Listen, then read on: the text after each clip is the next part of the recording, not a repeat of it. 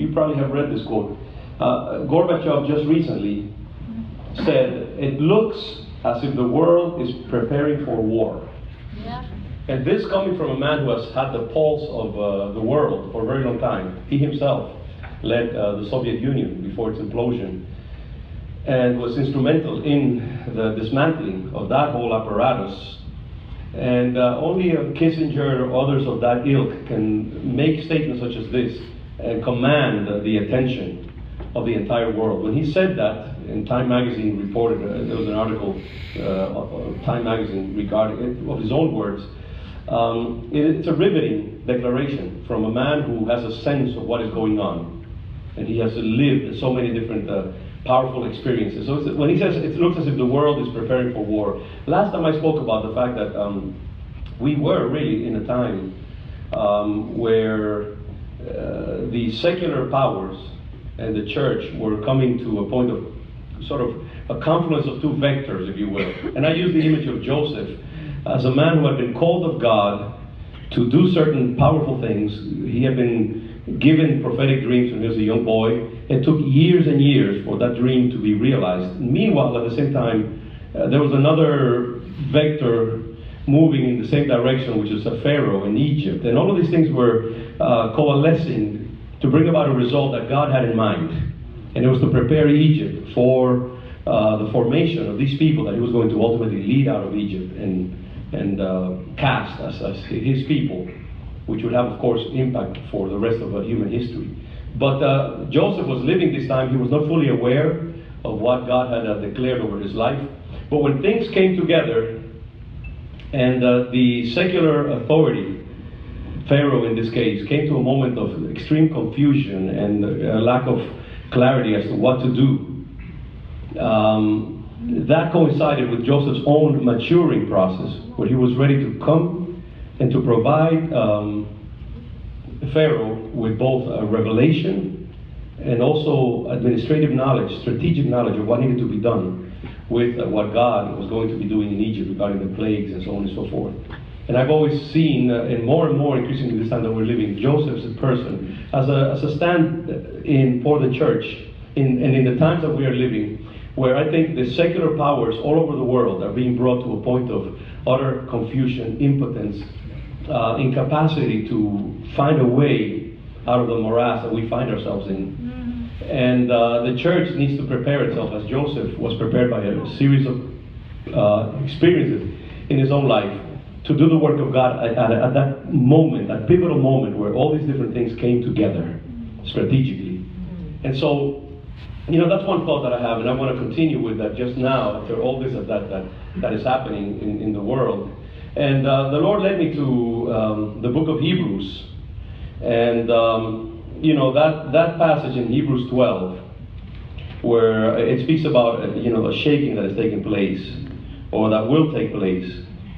And it says in Hebrews 12, 22, let's say 25, "See to it that you do not refuse him who speaks. If they did not escape when they refused him who warned them on earth, how much less will we if we turn away from him who wants us from heaven?" That's not what comes now is important. At that time, it says his voice shook the earth. But now he has promised, once more I will shake not only the earth, but also the heavens. The words once more indicate the removing of what can be shaken, that is, created things, so that what cannot be shaken may remain.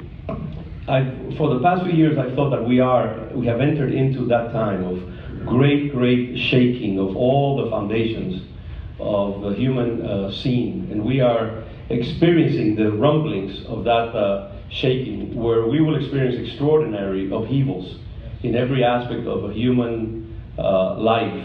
And I think that those tremors, almost comparable to a woman when she's about to give birth, those contractions, they increase in intensity and in frequency in order to usher that new life that is supposed to come out. I think that is what is happening right now. Things are accelerating, and we are due for extraordinary, I think unprecedented events that we will be a part of, I think, in our own time. And I'm not going to put specific dates on it, but it is near. And as Basil was saying, you know, we may be upon that time now, and just a short period of time we're going to see a lot of that. When we see, but this is not my point. I just want to set up a foundation for, you know, my point is how should we act as the church? How should we be the church in this Trumpian world, and specifically here in New England, in America, but also I think in the world. You know, I look right now all over the world, and I see a frenzy of grabbing and demarcating of land everywhere. You see this in the most upsetting, disturbing sorts of ways. You know, Israel is accelerating its settlements because it wants to demarcate certain things, so that if there's any solution that is going to include the Palestinians, they want to be marking, you know, those points of frontier. And so they're doing some daring things. And I'm not going to get into saying whether it's good or not. I'm just going to say that it's happening. They are demarcating land for themselves and for the things that need to happen there. Iran just recently has done several missile tests. And I think it's also a demarcating of land, because these are meant to reach longer and longer distances with the idea of warning Israel about its own capacity to reach Israel as well. This is why it's so upsetting to the United States and to a lot of other nations that are concerned about the situation in the Middle East. North Korea, you know, is very busy these days testing missiles that reach further and further and further with an aim toward warning the United States particularly, and demarcating its own claims and flexing its own muscles. Russia recently also tested missiles, upsetting this supposed harmony between Trump and Russia as well. And of course, Putin has been very busy, you know, with Ukraine and a lot of other places in the Middle East, Syria, and so on and so forth, demarcating his territory as well, in the territory of Russia. And you know, they're busy trying to put the stakes in the ground and saying these are areas of influence, do not mess with us. These are not times to think, you know, geopolitical terms of, you know, the US has interest there and therefore we cannot do certain things. These are our areas, and we have a right to take Ukraine. We have a right to flex our muscles in other parts of our region. And China, you know, is busy as well, building islands and doing their own tests and claiming all of the Pacific Rim, and very observant of its one China policy, the South China Sea, the Indian Ocean. And right now, China, I think, looms as one of the great, great points of concern for the world and its relationship with the United States, as it becomes more and more daring, more and more resolute in claiming its land. And to me, that's probably the most concerning thing of all right now. Russia, I'm not as concerned about, but I personally believe that China is a great threat to the peace of the world, and when it coincides with what America is happening. So, and we come to America, and we have a man here who's a very complex being.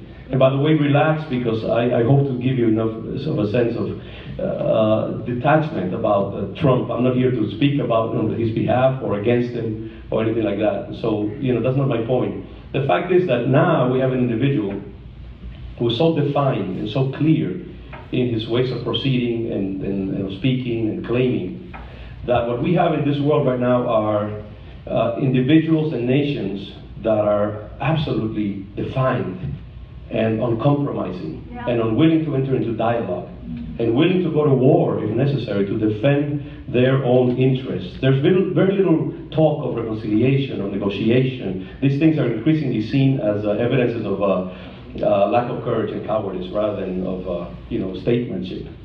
So we inhabit this increasingly polarized world. You know, Trump in his inaugural message spoke about, from now on, it's America first. And I think he may have even said America only, perhaps implicitly there. You know, we understand what he means, and a lot of people resonate with that message and so on. But for me, really what's important is that we have these clearly defined borders, and they're sometimes mutually exclusive. You cannot accommodate in the present world all of these different claims for influence, for power, for greatness, for conquest, and not be leading ourselves into great conflict and even war. And we have this world now that is governed by what I call alpha males everywhere. They're sprouting up like, you know, little plantings in the spring all over the world. You know, bulbs of power and flexing of muscles and testosterone everywhere.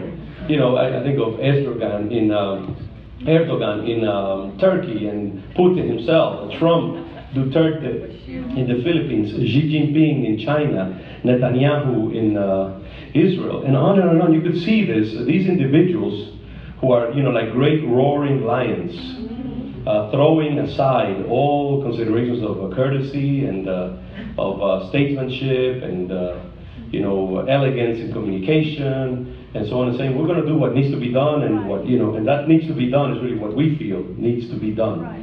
And so it's a very dangerous potion that we are right now drinking out of in the entire world. And you could go on and on, all these things that increase the intensity of that, whether it's the migrant crisis or the increasing call of different nations to cast aside these things of free trade, and the rising of populist movements, and just this frenzy of defending our borders, and again, there's an element of truth in all of this as well. There's a lot of resentment. There's a lot of classes against other classes, and a lot of we're tired of being shafted left and right. And the world is just full of anger. It's full of conflict. It's full of claiming of rights and so on and so forth. And in this world that now we inhabit here in America, America has never been so divided, so polarized,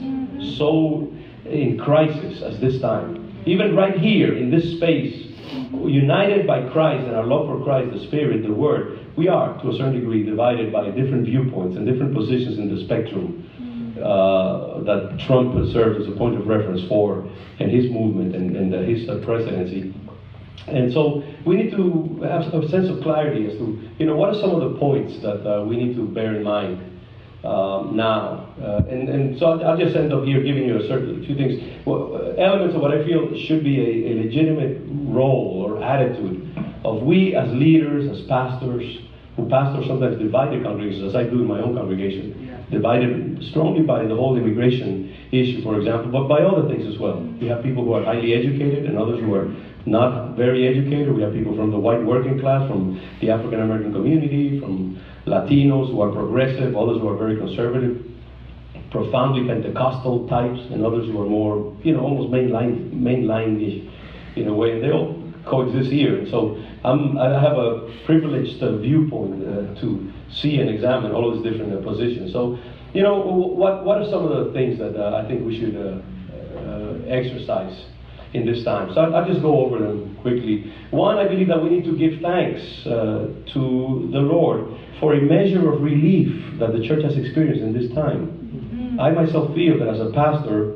I'm thankful that, that something has happened to break what I believe was a hypnotic spell over this nation, and a fascination with the whole issue of homosexuality, gay marriage, and transgender. And I believe that is something that I thank the Lord, regardless of everything else. By the way, let me say this, that I did not vote for Trump, and I did not vote for Hillary either. I decided that I was so conflicted, and that as a pastor, this is mine. This is my own thing. I just want to say that so that you understand where I'm coming from here. By the way, that I felt that the Lord was calling me to just release my hands from the wheel, and just let the Lord guide in this particular election. So I decided not to vote for either one, and I am deeply, and I'll share it as I share here. You'll see where I'm standing. But I want to quickly rush to saying that, so that you understand where I'm coming from, that you give me an opportunity to finish out what I want to say before you lock me into one position or the other. I think we do. I give thanks to the Lord. I'm in the board of trustees of Gordon College, for example. Gordon was ravaged and extremely debilitated by the whole homosexual thing. I think through no fault of its own.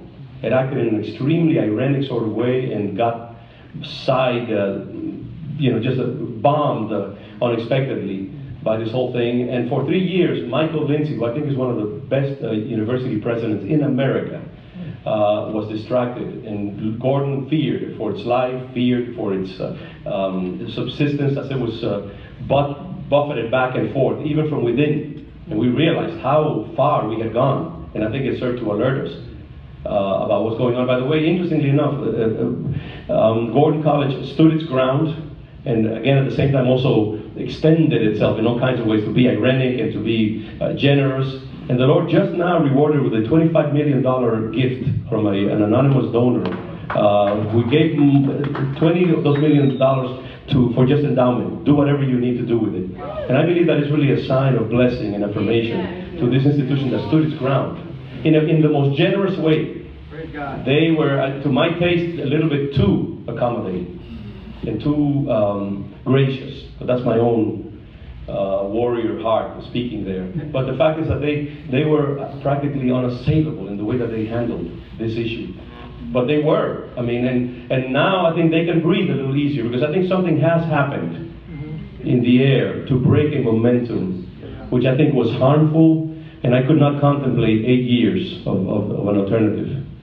So in that sense, I think we can breathe a sigh of relief to a certain degree, because there's a lot of other complicating things. So number one, I give thanks to God for a measure of relief that as a church we have experienced at this time. Number two, we need to use this freedom that we have, this door now, to be active in preaching the gospel and strengthening the church while the light lasts, while this moment lasts, because I think things are going to get very complicated in the future. I don't know how far into the future, but what we spoke about today about being bold, evangelizing, strengthening the foundations of the church, strengthening our ministry, sanctifying ourselves, improving our systems in the churches, being churches that are competent, that are life-affirming, that teach for the blessing of the family and the functionality of our youth, who are a presence in the city, who are active in the social struggles of our cities and our communities.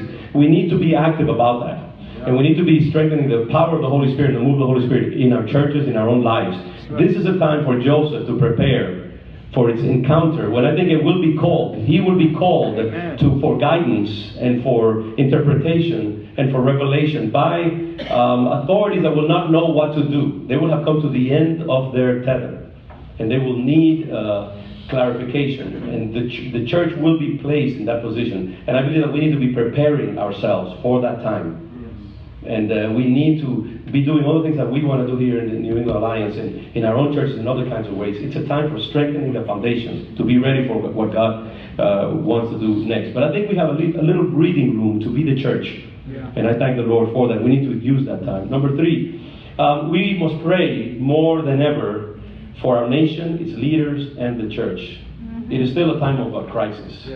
And we must pray for our authorities, whether we like to or not. The Bible calls us to pray for our authority. We should not, I believe, wish ill on this administration at this point, no matter how ambivalent we might be about it. We should pray that the Lord somehow will bring wisdom and knowledge and understanding and nuance into this environment, and that some of the wonderful, commendable issues that are being addressed will be continue to be addressed, and that they will be successful in many, many extraordinary things. I think that the election of a judge, which I hope will go through, who is life-affirming. I'm going to use that term. It's complex for the others who are on the other side. I understand that. I think it's a wonderful thing. I thank the Lord for a judge who can stand in Scalia's position and be a man who is, he can expresses himself wonderfully, thinks lucidly, is an unquestionable authority in the law, and yet I think stands for the values that we adhere to. I think it's a wonderful thing if the Lord allows for that to happen. And we need to pray for a lot of other things as well. So this is a time for greater prayer than ever on behalf of the world, the nation, and that the Lord's move in this time in the world will be accelerated and affirmed. That what God is doing, even though it may be costly, some of us may lose our lives. I don't think we will be spared and our loved ones if cataclysms happen and other things happen in the world. But that's fine. We have to despreciar nuestra vida hasta la muerte, as the Bible says. We have to disregard our life until death. And this is a time also for us to become less attached to money, to comfort, to houses, to clothes. I mean, we need to become less and less materialist. Come on. Even as we've actually criticized a lot of the materialism that has been taking over our nation, corporate glorification, and the untrammeled progress of the corporate mentality and the mercantilist mentality in America. We need to lament this as the church, really, and we need to purify ourselves And even as we enjoy the blessings that God gives us materially, but at the same time not become enamored of them. Because I think there will come times when we will need to just detach ourselves from comfort in many ways. So we need to pray. Number 4, we need to maintain a posture of cautious, I'm going to underline these words, cautious, watchful optimism. By that I mean, I'm concerned when I hear so many evangelicals kind of wildly celebrating what is going on and casting carefulness to the wind regarding the time that we are living under in Trump administration. And we need to be, if we're going to be optimistic, we need to be optimistic in a cautious, watchful way. When I listen and observe some of the programs of Christian programming, you know, in television and so on and so forth, I see just a kind of casting, oh no, this is what we're waiting for. Praise the Lord. It's a sense of almost, unblemished optimism and acceptance. I don't see that in mature Christianity.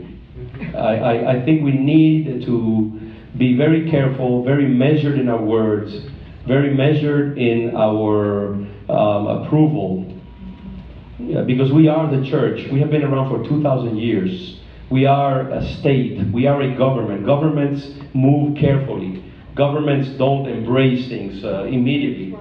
Governments think before making decisions and pronunciations. And the church is a sacred thing. The voice of the church, the image of the church, the dignity of the church, the reputation of the church is much too valuable to be thrown into one pot. And so, especially in a time when there's so many things that remain to be defined, we need to protect the name of the church and the weight of the church. We are a government. We are a powerful, powerful kingdom. We represent eternity, the Spirit. So these things need to be handled with great gravity.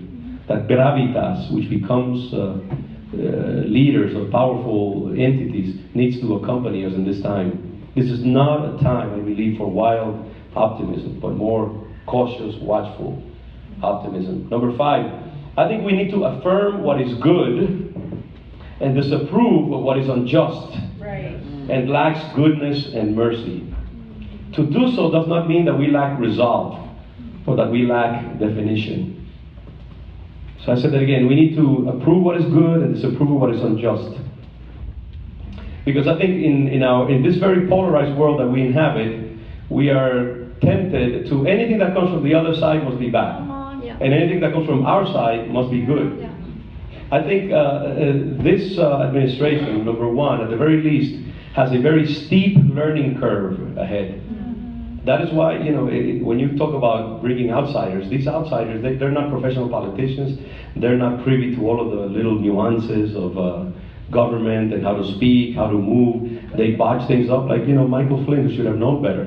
But he's a military man. And so for him to sit down with somebody that he has sympathy with and have a conversation buddy to buddy, that is nothing. But he doesn't realize that he's inhabiting now a very, very crucial position, that he cannot allow himself those liberties. So whether he was being ill-intentioned or not, that's not the point. The point is that people need to be careful. Trump himself has so much to learn, and so do most of the people in his cabinet, with the exception of Mike Pence and others who have more experience in government. But these are wild, animals in the good sense of the word. They're just moving, they're pushing things aside. I think it's going to take time for them to become more civilized. I think of, hillbilly, Hollywood hillbillies. You remember that? I'm dating myself. They're inhabiting this great mansion, and they don't know the niceties of behavior. They just have a lot of money, and so they're. You should see it. I laughed the other day out loud, and I thought of the Hollywood hillbillies, inhabiting. But the fact is that they have a huge learning curve, and they'll make all kinds of stupid mistakes, and they'll have to learn, and hopefully they'll have the time to learn. But the fact is that they need. I am glad, for example, personally, that Trump's ban on immigration, which was so just all-encompassing and lacking the very basics of nuance and mercy and compassion. I think of all of those individuals who were on the way to travel, all of a sudden their whole dreams being busted by a big cluster of bombs thrown at them, yes, establish the ban if you must, but take into account all those human dramas. That it would have just required a little bit more time and thinking to take those things into account, and you would have covered a huge flank by showing that you were merciful, compassionate, and taking into account those dramas. And then go ahead if you must and do what you need to do. But we are tempted to think, oh, those evil courts and those judges and so on and so forth. No, I think this is good. And this nation right now needs balance. It needs, voices to kind of nuance each other. The Congress and the parties, this nation has existed in such a way because of those checks and balances. And it's not bad. People learn, hopefully, from their mistakes. And this Michael Flynn failure and so on, if it's not lethal for other reasons, these things will help the learning curve. And they'll become hopefully better, more nuanced, more professional in the way that they speak. They have to learn that it's not by pronouncement. In America, you don't rule by just pronouncement. There's a lot of other mechanisms that need to be taken into account. So we need to see things, and where is mercy? Where is compassion? Where is the heart of Christ in all of this? But also, where's the heart of Elijah? Because these are times of Elijah. We sing that song and we don't even know what we're talking about. These are times also of for lions to roar the land, and including the Lion of Judah, who I think also the adoration of Christ for our time is Christ as the lion.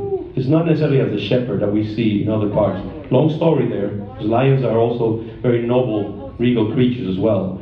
And I'm reminded of Aslan's personality. He's good, but he's not safe. Or rather, he's good, but he's not safe.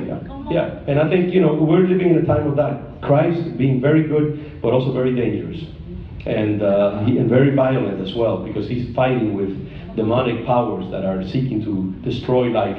And so that power of Christ and that lion nature of Christ, I think, is going to be more and more manifestation, and in the life of the church as well needs to manifest itself. But again, we need to see these things: good, the bad, the shadows, the gray, and we need to take an aspirin when we are tempted to just go, one way or the other, just because it comes from the other side. No, I think people sometimes mean things for evil, but actually God is allowing them to bring good. And so we need to be objective and force ourselves to be just and to be measured in our judgments, and to force ourselves to see the other side, to see the good intentions. How does it feel for somebody who sees Trump as the very incarnation of evil?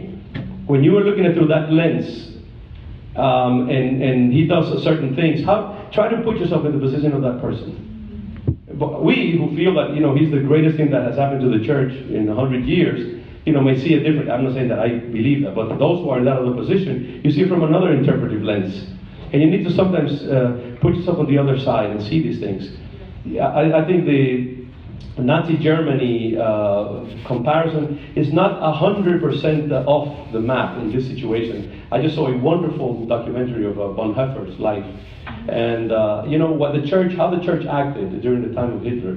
And the church remember that Hitler was also fighting against communism in Russia, and communism was the dirty, rightfully so, demon who hated the church, atheism, and so on and so forth. So the church, in its fear of atheism and communism, embraced Hitler, and forever these images of bishops and cardinals giving the salute to Hitler, they're there. They cannot be erased, because we're so afraid of the communist demon that we threw ourselves in the hand of the other demon. And we were also so thirsty. They were so thirsty of a return to national greatness.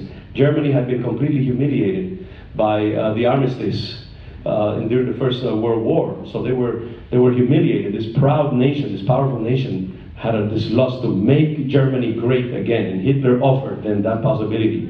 So they threw caution to the wind, and we know what took place. I'm not making that comparison completely, but I'm saying that if you are on the other side and you study history and you're interpreting it through the lens of your opposition, your extreme opposition, it's very easy for you to see the parallels and to say we must defend America with our dying breath. And you have to place yourself there, and that's why this is a time that we need to judge things in a very dispassionate, very biblical sort of way. Number 6, we need to agree, and I probably have said that already. We need to agree that appropriate societal and governmental checks and balances are good, even as we observe that not all criticism of Trump is fair and unbiased. Much of it is indeed hostile and unfair. I force myself to read the New York Times every day, several times a day. And I read it exhaustively. And I assure you, the New York Times right now is one big editorial against Trump and against all that is representative of what many of the things that we believe. I'm maybe exaggerating a little bit, but I've never seen a proud, extraordinarily powerful newspaper shed its impartiality so quickly and so widely as I have seen in the past few months. The New York Times gave Trump a 7%, 8% chance of winning against Hillary in its measurements the day that he was elected president, and Hillary had 93% or 92% possibility. And so, you know, yes, a lot of the criticism is extremely hostile and many times very unfair and disguised objectivism. And yes, indeed, I believe that Kellyanne's, whatever her last name is, image of alternative facts, I think we know what she meant. We live in a world of alternative facts. Each group, each party, each sector of America and of the world presents its alternative facts, its alternative worldview, its interpretive matrices. Each one of them is self-sufficient in itself and consistent with itself, and therefore it can claim objectivity. But there are others which are also equally self-coherent, but they are alternative models of the universe. And I think if you study science and history of science and civilization, you see that yes, I mean, these are all simply world views. That's where the word worldview comes from. And we have different competing world views right now in America, and they each produce their own very consistent facts. So that's the other thing. So we need to agree that there's a world of different viewpoints, and that these checks and balances are good. And even though there is a lot of hostility and unfairness. Number 7, we need to accept that many of the values that we observe right now, extreme nationalism, unchecked freedom of the financial sector, the very financial sector that got us into the recession. Why did this recession happen?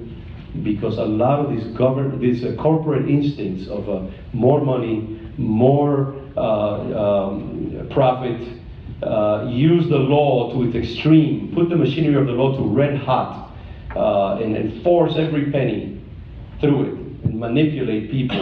I have become an extremist regarding corporations these days, even though I'm as capitalist, I guess, or as a conservative person as you can meet, because I do see the fierce selfishness that many of these corporations, and they include the ones that have a progressive image, whether it's Starbucks or Google or Microsoft, they are in the same business of monopolizing and getting every penny of profit out of us. Do not let yourself be misled by these progressive images of so many of these corporations. They are all devilish in their appetites. Whether they seem to go for one, whether it's Exxon or Starbucks, they all bow before the same God of just untrammeled ambition and materialism. And we need to be aware of that. So, these values of extreme nationalism, this letting go of every financial check in our time, this lack of mercy, I believe, toward the poor and the immigrants and other things. And again, the immigrant issue is very complicated. I'm a Latino, but I believe, that to a certain degree I can put myself aside from my Latino-ness and applaud, I think, the need for this nation to defend its borders. I think in the light of terrorism, that needs to be so. And also nations have every right to defend their economies by putting limitations as to who comes in. We have turned something that is a natural right of a nation into an expression of egotism and cruelty. No, I think this needs to be resolved. While at the same time I believe that 12 million people here, sitting here with children, with years of existing here, many of them have been brought because of all kinds of reasons beyond their own control, and in many situations that America has contributed historically to creating, and now they are here. Read about the Mexican-American War. Many of these people who are now in California, Texas, in New Mexico. This was land that was taken away blatantly and cynically by the United States from a weak Mexico that had just become independent from Spain. And that war, by the admissions of people like Lincoln and others, was manufactured in order to take away that land. Lincoln always believed, and Ulysses Grant, by the way, also believed that the Civil War was payback for what America did to Mexico during the Mexican War in 1865. Read up on that if you like, and read about it. That's why we need to be more understanding of the complexities of these things.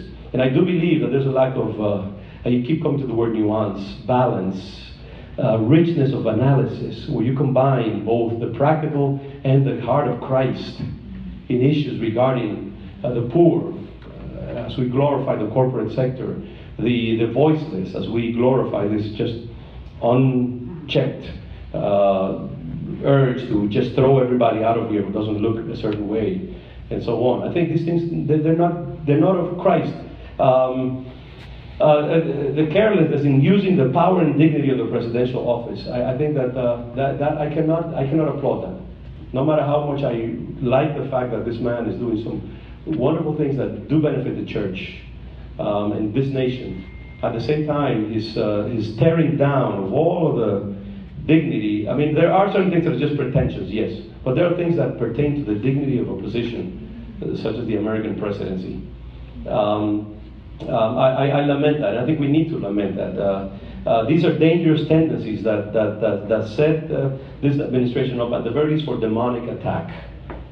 You see, this is the thing. When you do certain things or refuse to do certain things, there are judicial procedures in the heavenlies that need to be released. And so the best way for this nation to protect itself, and for this administration to protect itself, is by exercising mercy, compassion, love, humility. These are the things that the devil cannot attack. He can always attack naked power. And if you just set yourself for judicial clarity and law, you are a very weak being. The devil knows how to deal with that. He does not know how to deal with the heart of Christ and the fruit of the gospel. And so I believe that these things, we need to denounce them gently, soberly, even for the sake of these very people who are practicing at this point power in America, so that they might be defended.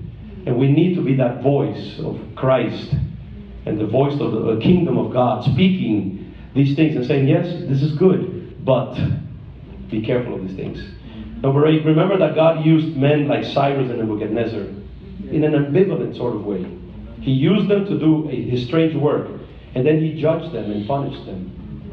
So we see God can use Cyrus, God can use Nebuchadnezzar, but look also that God judged them as well. God did not use them uncomplicatedly. He used them in a very complex sort of way, because we have a very complex God. And that is why our attitude also needs to be very complex and sometimes almost seemingly contradictory. So that God may use this man for certain things. He may use him as a battering ram, but then he may judge, as he did in many nations that attacked Israel. You read one of the reasons why Americans, evangelicals, are sometimes so superficial, they do not read the Old Testament enough. We have sort of decided that the Old Testament, that's when God was youthful and adolescent, and then he became more mature in the New Testament. Read the Old Testament, read the prophecies, read the way God dealt with nations. He has not repented from that. That's the same God that is moving today. And he is of course balanced by the whole revelation of both the New and the Old Testament, Christ and Paul and all the others, but he's still the same God. He's not grown more mature or more grandfatherly. No, he's still the same God. And therefore, the way that he dealt with his nations, he judged Israel, and then he judged the nations that attacked Israel, that he used for that judgment purpose. So do not forget the complexities of God's dealing with his leaders that he chooses many times, very ambiguously and ambivalently. Number 5, resist converting Trump into a messianic figure. He is far from that. I have heard with great dismay many leaders speaking of Trump as if he were the new Messiah. Yeah. Really, I've heard that. I don't know if you have heard it, but I've heard words in vocabulary that speaks in that way of Trump. And again, this is our naive enthusiasm taking over American evangelicalism. We have seen a great miracle happen, something that was not expected, yes, but don't just throw every caution to the wind because of that. We are mature people of God. We move, again, as I say, very slowly, very carefully. We observe, we rejoice, we celebrate, but then we also, like Mary, we keep things in our heart. We mull them over, we pray over them until things become clearer. And we need to do this. Do not turn Trump into the new Messiah.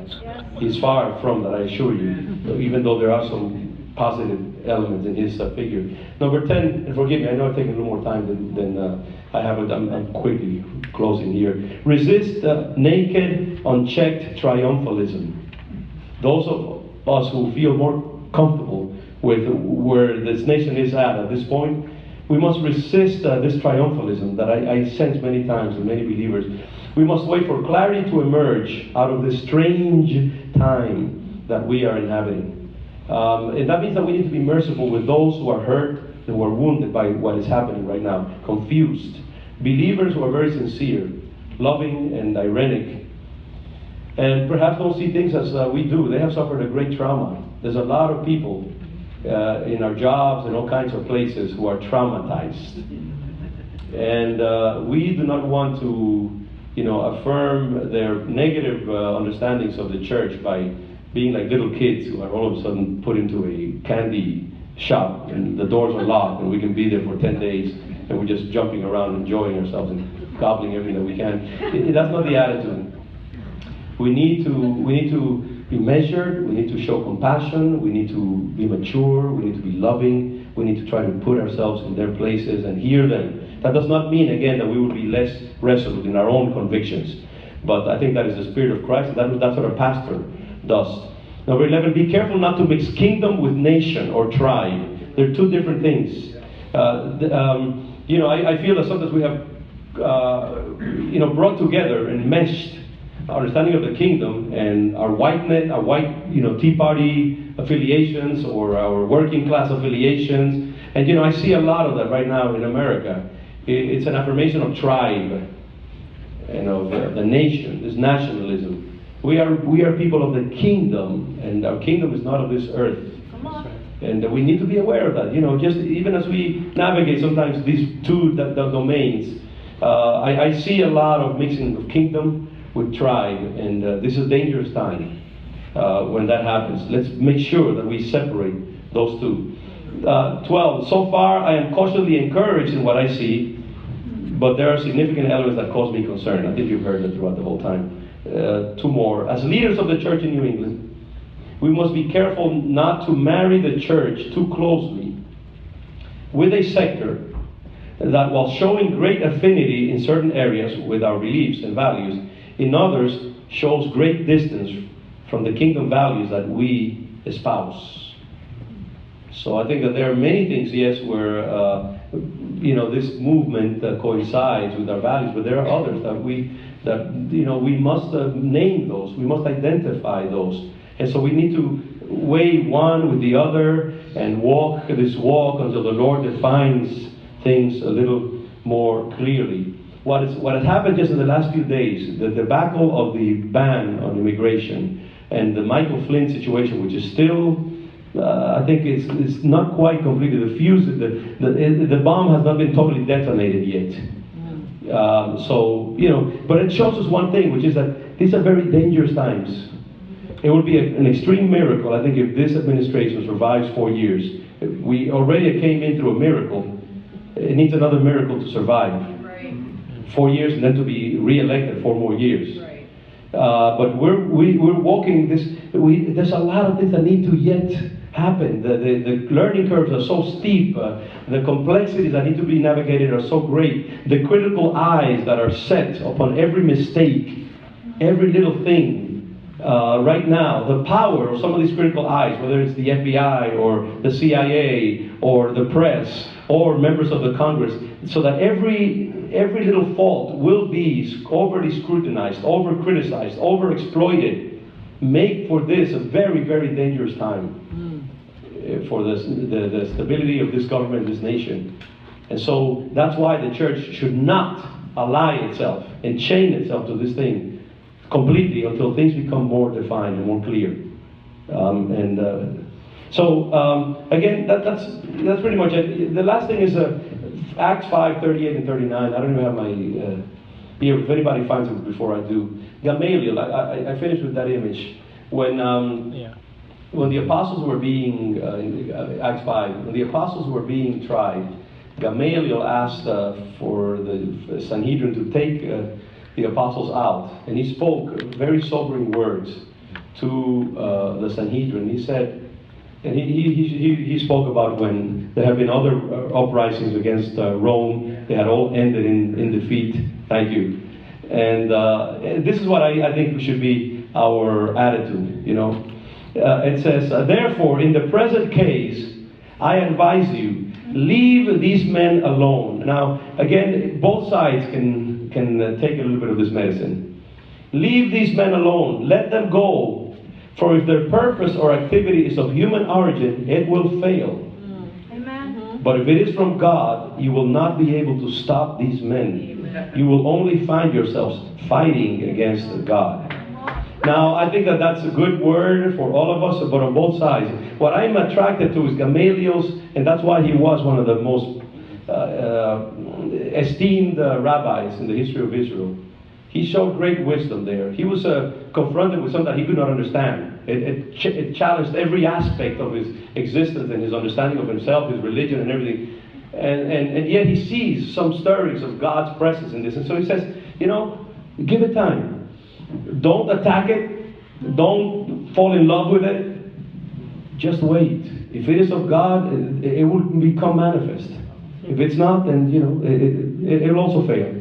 And I think this is what we inhabit right now, and this is what the Lord calls us to. Great soberness, great gravitas, great patience. If God is in this, nobody will stop it. If He is not fully in it, let's not be found allying ourselves with it either completely. So, just some thoughts there on where we are and how to be the church in this time. God bless you. Thank you.